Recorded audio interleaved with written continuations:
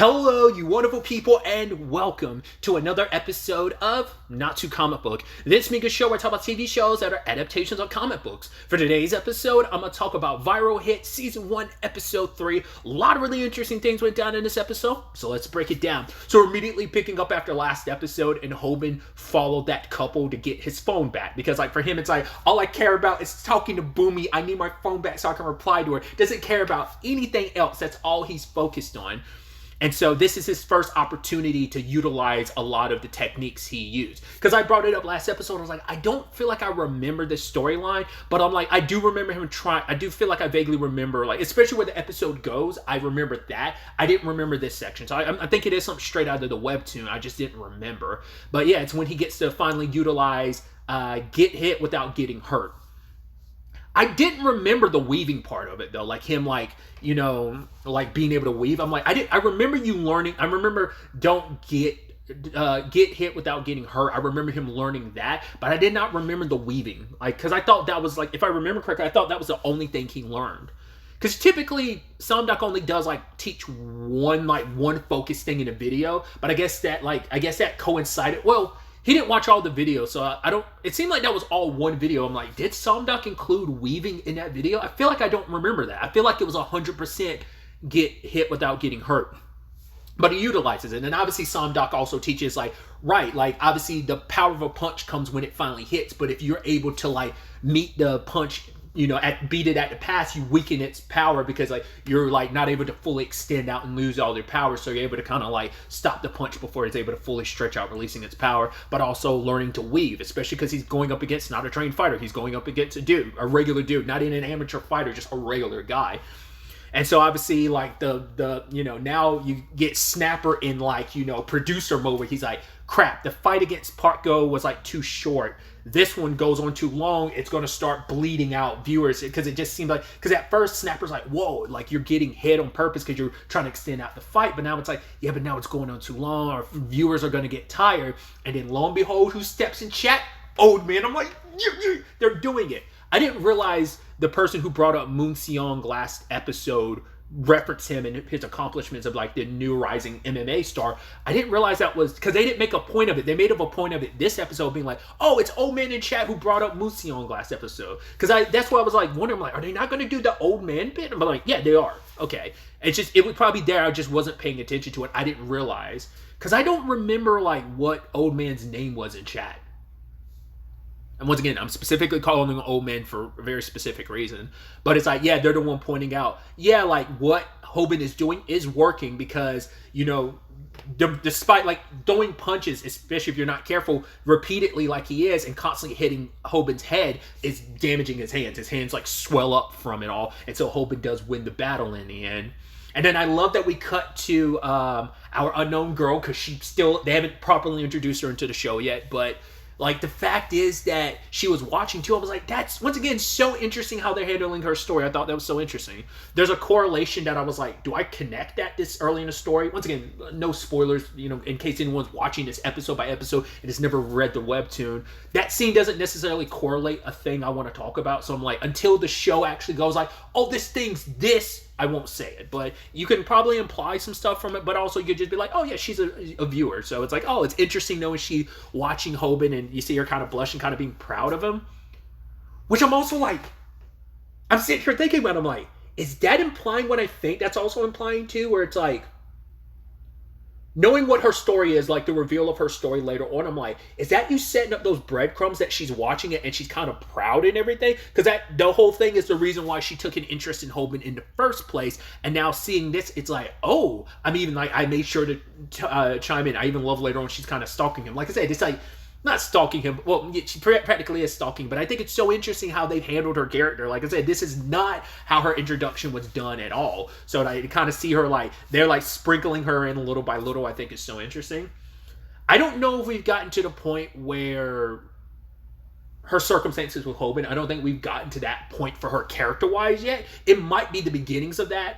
Once again, I'm dancing around stuff, but either way, Hoban got jacked up during the fight. And, Snapper's dude, your medical bills are probably going to be what it's going to cost, what we're going to get from this actual video, from the stream. But Hoban doesn't care. He's like, oh, what should I text Boomy? Like, oh, like, are you taking a bath yet? And T-Bone chat like, no, you don't text her that. What are you talking about, you idiot? It's like, yeah, you shouldn't really be texting all that, doing that in front of your stream. So obviously they finally get their first paycheck. Once again, this is where you, like I brought up last episode, like I guess I didn't think about it when I was reading the webtoon of like how I thought about it a little bit, because I feel like in the beginning because obviously it's introducing not only Hoban to it because he's the insert character of learning about YouTube stuff, because obviously Snapper like did stuff with Paco, so he knows enough about this stuff, but also like for anyone that isn't well versed enough, because I brought it up last episode, how much of this stuff is inside baseball related to YouTube, in this case, NewTube? How much of that's inside baseball and how much of it is just like,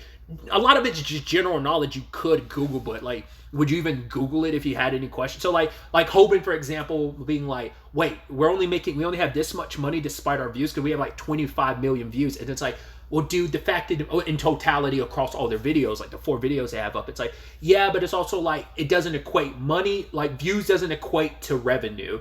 It's add to revenue. And he's like, if you want to think about it simply, basically think that basically every view is 0.1 yen. It's easier to explain it that way, but that's not the in and out of it. But like I said, it's like, that's a misconception I assume a lot of people would have. Like, oh, if you have like 1 million views, like you get like money for every view. It's like, it doesn't work like that. Once again, like last episode too of, oh, don't want the video to be too short because if it's longer, you can put more ads on it, make more revenue. Like, once again, how much of that's like inside baseball and how much is that general enough knowledge? I guess like if you watch enough YouTube, plenty enough YouTubers will explain that stuff, or maybe you just pick it up on your own. It's like, how much knowledge am I bringing to it just because like, oh, I learned this because of so many YouTubers I watch, because I watch a lot of YouTube, versus like, yeah, I put stuff on YouTube so I know that side of things. So it's just really interesting. Like I said, that's why I feel like it's a little inside baseball, and I feel like it happens. Like, I'm not saying that goes away, because that element is still there where you like the way the YouTube system works. Like, it does play pivotal roles in certain story arcs, like going forward. So it makes a lot of sense.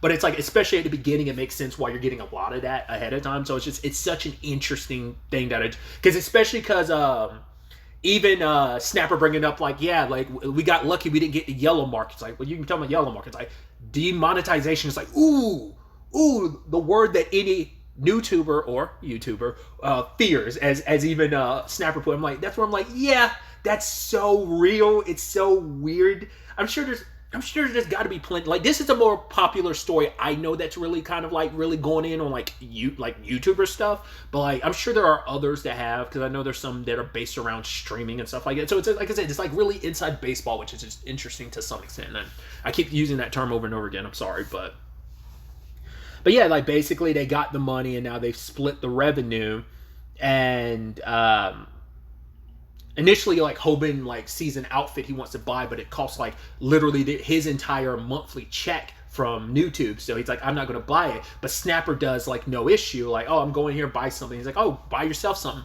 And for Hoban, it's like, oh, like, right. This is, like, what I don't realize. Like, people with money, like, they will spend it to reckless abandonment without really thinking about it. But it's like, he's not in a circumstance. Like, he's always struggled when it comes to money, especially because he's got his mom's medical bills on top of that. So he was initially not going to buy it. He was going to pass on it until he got a text from Boomy about hanging out. And so he immediately was like, threw caution to the wind. It's like, nope, Boomy's want to hang out. I'm going to buy the freshest outfit. I think the subtitle said it's Coochie instead of Gucci. Once again, it's just always like legally distinct stuff, parody stuff we can kind of get away with.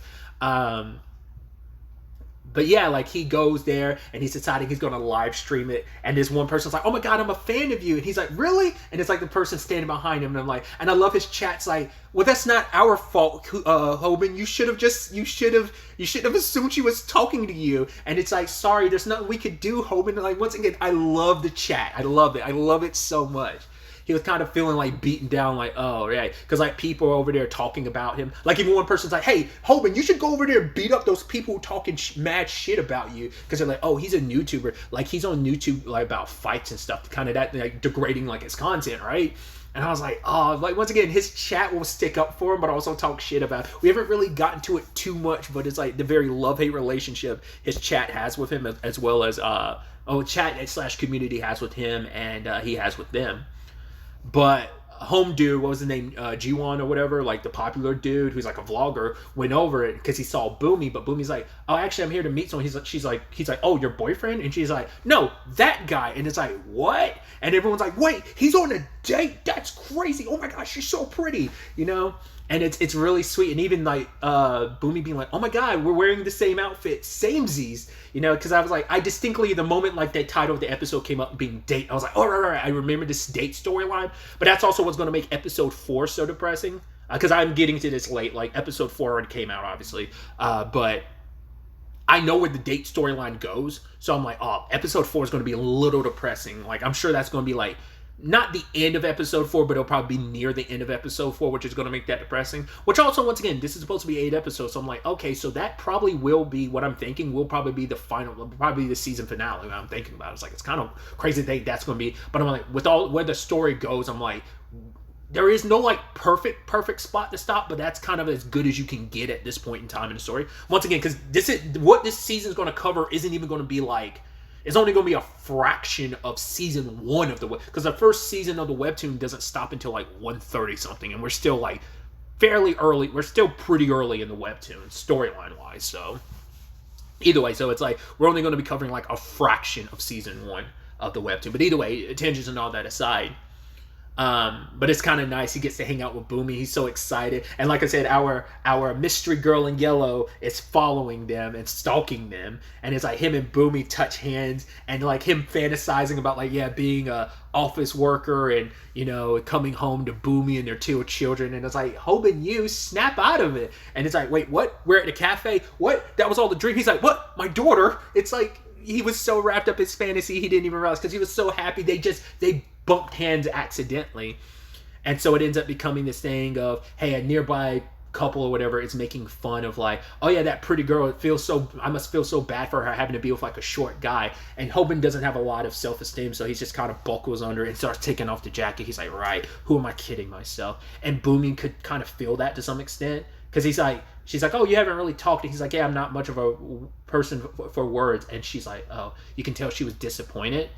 And so, like, they're having a strawberry parfait, and she's like, oh, and she's trying to talk to him, like, what do you do in your free time? Like, what do you do, this and that? And he won't talk. He's just very bashful. And then she was like, right, I'm sorry. Like, you're good over text, but the fact is, I wanted to hang out with you because I thought you'd be fun, but you just haven't even really talked to me in person. And she was about to leave, and he basically opened up. He was like, yo, you must be embarrassed to be with me. And she's almost like, wait, what? He's like, the fact of the matter is, like, I don't really do a lot of stuff. Like, I watch a lot of YouTube, and I don't really have any friends, so I never really do much over the holidays. And he's like, the reason why I don't, like, talk a lot is because, like, how can I, like, I don't want to eat anything because I'm too nervous. Like, how can I do anything when I'm staring in front of such a pretty face? And she's like, wait, what? And he's just like, yeah. And then she notices he's sweating a lot. Like, wait, are you? He's like, yeah, but I figured, like, so you'd be more comfortable on that side of the table. Like, he sat where the sun's beating down, so she get all the shade. And for her, in that moment, she smiles, because it's like, Boomy is into him. It's super clear she likes him, but the problem is, like, Hoban can't recognize it. That's why I'm like, once again, you can make the argument, it's some like trope, main protagonist shonen thing of, oh, I don't know, like, the girl I likes me. I mean, that's a lot of storylines in general. I don't think that, I mean, it's very prominent in, like, anime specific shonen stuff, but and once again, I also connect with that. I've always been the type of guy of, like, I'm not really good at reading people's emotions about specifically, like, how people feel about me. Like, once again, I'm always flabbergasted. Like, Hoban can't even process the fact is that Boomy likes him. It's super clear that she likes him. I'm not even referencing stuff from the, like, even just in this interaction, not even using stuff from, like, future elements of the story. It's super clear how she feels about him, but he can't even recognize it because he thinks it's a one-way thing. He doesn't really even care because he's just like, I'm hanging out with a girl I like. She's super pretty. She's super nice. Like, why wouldn't I be happy, And so they go off together, and I love that a girl in yellow pulls out her shades, like, all right, smooth move, Hoban, you. And he's just so happy. He's just like, wow, I get to walk with her like we're boyfriend and girlfriend. But she gets like a call from a friend, and it's like, oh man, like my friends, we lost touch, but we're reconnected. In fact, he actually goes to your school, Hoban. And she's like, oh, he's like, oh really? Like, who's your friend? She's like, yeah, Moonseon Kim. It's like, he's your friend. And I love we get the flash, the daydream again, but instead he kind of gets, for lack of a better term, cucked. and it's Museong with her, and they had the kids, and I love Boomy turning to him being like, honey, who is this random guy in our house?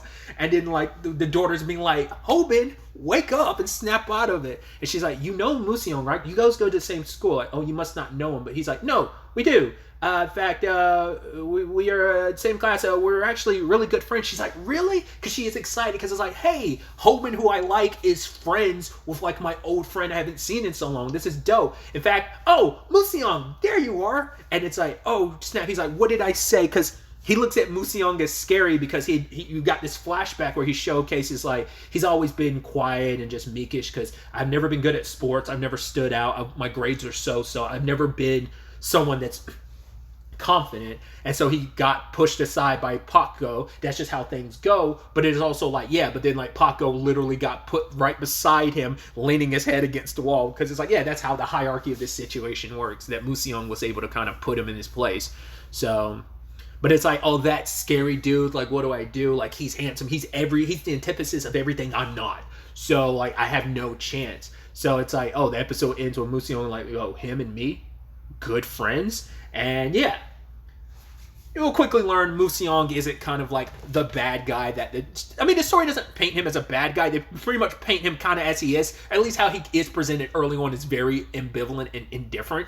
But yeah, you kind of, obviously next episode we'll get to spend more time with Museong and find out more about it. But like I said, it's going to be kind of sad because like, especially because I'm going to have to wait a couple more days. I'm going to have to practically wait a week because obviously episode 4 just came out yesterday. But it's like, I'm going to have to wait a week for the conclusion of it because I doubt episode 4 is going to cover everything. But I think, considering, once again, the date storyline, how that ends, I know that's going to be how episode 4 ends. Which, like I said, it's going to be a little sad. Like, the show can be like, oh, you kind of feel like bad sometimes. So, not unless it ends on the more triumphant note of like, because there's going to be like a month time skip in episode 4. If they do that, or not unless they start episode 5 like that, but it could easily end 4 with like, hey, the month time skip happens, and then we set up for what episode 5 is going to be. But either way, I'm excited, but also like nervous to see all that. But I'm excited to see where the next episode takes us and refresh my memory on whether everything that went down went down. Like I said, for the most part, like except for like little things they've changed, for the most part, it does seem like, to my recollection, once again, it's been a little hot minute since I read the beginnings of Viral Hit, but for the most part, I'm remembering it's pretty much been very one-to-one for, like I said, except for like how they structured certain things. But yeah. Oh yeah, an extra thing I'd actually completely forgot to talk about was both Hobin and Snapper running into Rumi, and I love like her zooming in on them and just be like, oh, looking at, oh, the amount of subscribers I can get, and they're trying to run from her, being like, get away from her, she's trying to steal our viewers. And if you listen to her voice, it's so interesting because it's kind of what I thought was going to be the case. I was like, considering Rumi's personality as well as the story you kind of learn later on, I was like, there's no way the way she's talking is how she's always going to talk. I was like, that has to be like her streaming voice, and it turns out it is, because you hear her a little bit when she's like, stop running away from me. But I just thought that was like a funny thing I wanted to include in this, because I'd actually completely forgot about it until like I went back and was like getting thumbnails for the video. So just want to kind of add this in there. Either way, that's really all I want to talk about. Until the next time we meet, be happy, be safe, live life to the fullest, and enjoy it. Good day and goodbye.